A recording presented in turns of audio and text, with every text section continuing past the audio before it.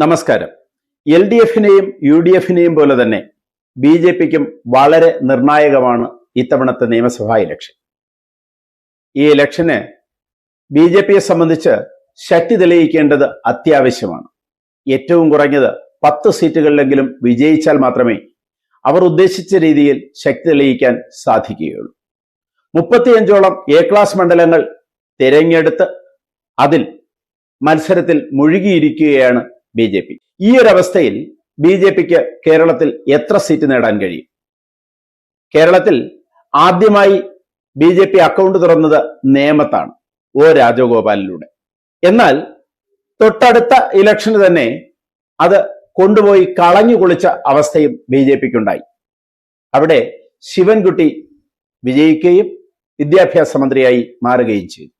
എന്നാൽ തുടർന്ന് നടക്കുന്ന ഇപ്പോഴത്തെ ഇലക്ഷന് കേരളം ഒന്നാകെ ഉറ്റുനോക്കുന്ന A ക്ലാസ് മണ്ഡലമാണ് നേമം.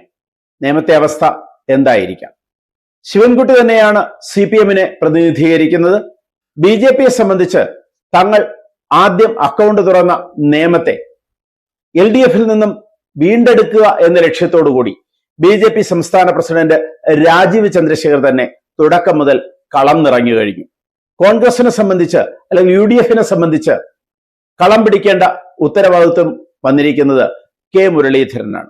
BJP ഏറ്റവും ആദ്യം വിജയം പ്രതീക്ഷിക്കുന്ന മണ്ഡലം നേമം തന്നെയാണ്. ശക്തമായ ത്രികോണ മത്സരം നടക്കുന്ന നേമത്ത് 100% വിജയം അവർ ഉറപ്പിക്കുന്നു. സ്വതവേ BJP-ക്ക് 33% വോട്ട് ഷെയറുള്ള മണ്ഡലങ്ങളിലൊന്നാണ് നേമം. ഇക്കഴിഞ്ഞ തദ്ദേശ സ്വയംഭരണ തെരഞ്ഞെടുപ്പിനെ സംബന്ധിച്ച് BJP-ക്ക് ഏറ്റവും കൂടുതൽ 48,000-ഓളം വോട്ടുകൾ ലഭിച്ച മണ്ഡലമാണ് നേമം. അതുകൊണ്ട് തന്നെ അവർ ശുഭപ്രതീക്ഷയിലാണ്. SDPI-യുടെ മത്സരരംഗത്തു നിന്നുള്ള പിന്മാറ്റവും ക്രോസ് വോട്ടുകളും ഒക്കെ നേമത്തെ ബാധിക്കാം. എങ്കിൽ പോലും BJP അവിടെ വിജയം പ്രതീക്ഷിക്കുന്നു. തിരുവനന്തപുരം ജില്ലയിൽ BJP വിജയം പ്രതീക്ഷിക്കുന്ന അടുത്ത മണ്ഡലമാണ് കഴക്കൂട്ടം. V മുരളീധരനാണ് BJP സ്ഥാനാർത്ഥി. ശക്തമായ ത്രികോണ മത്സരം നടക്കുന്ന കഴക്കൂട്ടത്ത് BJP വിജയം പ്രതീക്ഷിക്കുന്നുണ്ട്. തിരുവനന്തപുരം ജില്ലയിൽ BJP പ്രതീക്ഷിക്കുന്ന മൂന്നാമത്തെ MLA വട്ടിയൂർക്കാവിൽ നിന്ന് ശ്രീലേഖ IPS ആണ്. അവിടെയും മത്സരം ചെറുതൊന്നുമല്ല. VK പ്രശാന്താണ് ഇടതുപക്ഷത്തിന്റെ സ്ഥാനാർത്ഥി. തീർച്ചയായും മത്സരം കടുക്കുന്നുണ്ട്. ശ്രീലേഖ വിജയം പ്രതീക്ഷിക്കുന്നുണ്ട്. ഒപ്പം BJP-യും. നേമവും കഴക്കൂട്ടവും വട്ടിയൂർക്കാവും വിജയം ഉറപ്പിക്കുന്ന BJP തിരുവനന്തപുരവും കാട്ടാക്കടയും വിജയ പ്രതീക്ഷയിലാണ്. തിരുവനന്തപുരം ജില്ലയിൽ 3 മുതൽ 5 വരെ സീറ്റ് പ്രതീക്ഷിക്കുന്ന BJP 2020-യുടെ സഹകരണത്തോടുകൂടി എറണാകുളത്ത് 1-2 സീറ്റ് പ്രതീക്ഷിക്കുന്നുണ്ട്. പാലക്കാട്, കണ്ണൂര്, കോഴിക്കോട് എന്നിവിടങ്ങളിൽ നിന്ന് ഓരോ സീറ്റ് BJP ഉറപ്പാക്കിയിട്ടുണ്ട്. ക്രമാനുഗതമായി വോട്ട് ഷെയർ വർദ്ധിപ്പിച്ചുകൊണ്ടിരിക്കുന്ന BJP-യെ സംബന്ധിച്ചിടത്തോളം മുകളിൽ പറഞ്ഞ മണ്ഡലങ്ങളിൽ 30%-ഓ അതിലധികമോ വോട്ട് ഷെയർ ഉണ്ട്. അത് തന്നെയാണ് BJP-യുടെ പ്രതീക്ഷയുടെ കാരണവും. 1999-ൽ 5%-ഓ അതിന് താഴെയോ ആയിരുന്നു BJP-യുടെ വോട്ട് ഷെയർ. എന്നാൽ 2011 എത്തിയപ്പോൾ അത് 10%-ന് അടുത്തെത്തി. 2016 ആയപ്പോഴേക്കും വോട്ട് ഷെയർ ഏകദേശം 17%-ഓളം എത്തിയ BJP-യെ സംബന്ധിച്ചിടത്തോളം ഇപ്പോഴത്തെ 30% എന്ന് പറഞ്ഞാൽ അവർക്ക് വിന്നബിലിറ്റിയുള്ള പാർട്ടിയായി അവർ മാറിക്കഴിഞ്ഞിരിക്കുന്നു. ആ ഒരു ആവേശത്തിൽ തന്നെയാണ് BJP ഇപ്പോൾ ഇലക്ഷൻ നേരിടുന്നത്. BJP-യുടെ കണക്കുകൂട്ടൽ അനുസരിച്ച് ഈ വരുന്ന നിയമസഭാ ഇലക്ഷന് 30%-ൽ കൂടുതൽ വോട്ട് ഷെയർ അവർ പ്രതീക്ഷിക്കുന്നുണ്ട്.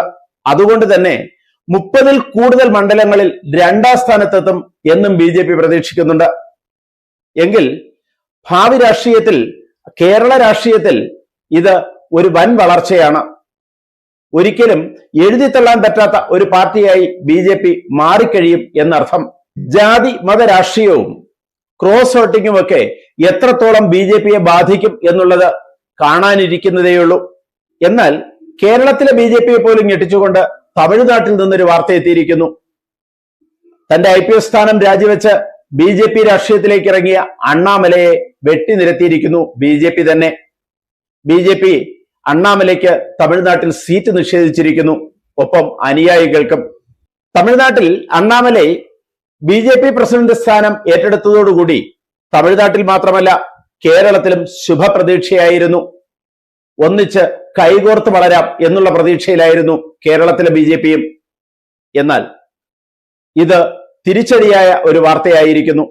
തമിഴ്നാട്ടിലെ BJPയുടെ ഉൾപ്പോര് തന്നെയാണ് അണ്ണാമലയുടെ സ്ഥാനം തെറിപ്പിച്ചത്. കൂടുതൽ വാർത്തകളും വിശേഷങ്ങളുമായി ഉടൻ ദയവായി ഈ ചാനൽ സബ്സ്ക്രൈബ് ചെയ്യുക.